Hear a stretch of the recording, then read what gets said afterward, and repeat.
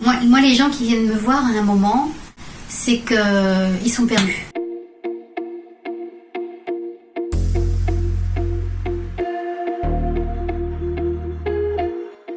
Ils sont dans une situation qui est difficile, une situation à clarifier, et ils ne savent pas par quel bout s'y prendre. Ils savent pas, ils sont perdus. En fait, ils ont perdu. Ils ont perdu leur raison de vivre, leur raison d'être, leur repère, leur zone de confort. Ils ont perdu leur zone de confort, ils sont dans une zone d'inconfort.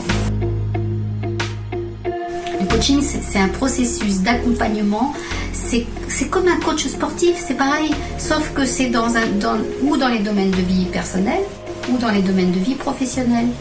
Mais c'est exactement le même accompagnement. C'est quelqu'un qui est là à vos côtés. C'est aider la personne à sortir de son problème. Parce que quand on est dans un problème, on tourne en rond, et on reste focalisé là-dessus.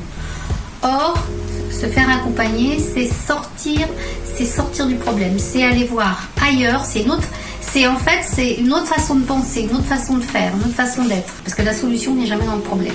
C'est « Ah oui, tiens, ça, j'avais pas pensé. Ah oui, tiens, ça, je peux faire comme ça. »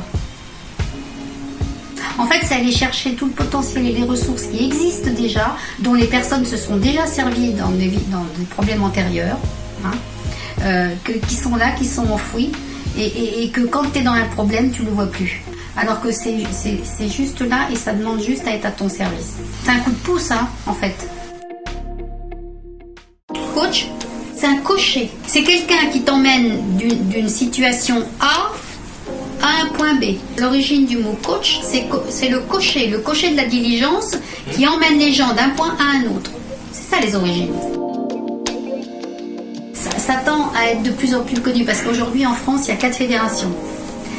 Il y a 4 fédérations de coachs, et ils sont en train de travailler sur la reconnaissance de la profession. Parce qu'effectivement, moi j'aurais pu m'installer comme ça, coach, j'aurais pu ne pas mettre en place tout ce que j'ai mis en place, parce qu'il n'y a rien qui cadre la profession aujourd'hui. Sauf que moi personnellement, j'ai pas voulu ça comme ça déjà. Je sais pas si c'est parce que moi, ma posture maintenant, je me sens vraiment bien dans mon métier, tu vois. Parce que franchement, oui, maintenant, je me sens bien dans mon métier. Je me sens à me déplacer et à aller me vendre, etc. maintenant. Parce que je me sens sûre de moi.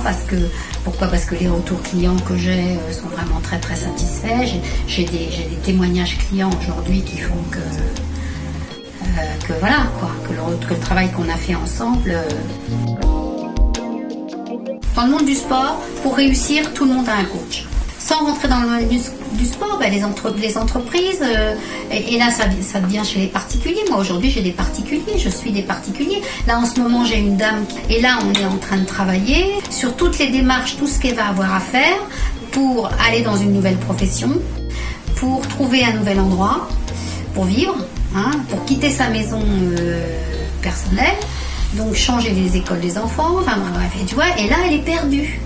Donc on est en train de travailler ensemble sur toutes les actions qu'elle va avoir à mener pour aboutir là, dans sa vision, dans son but, dans son rêve, dans ce qu'elle veut réellement, dans le futur.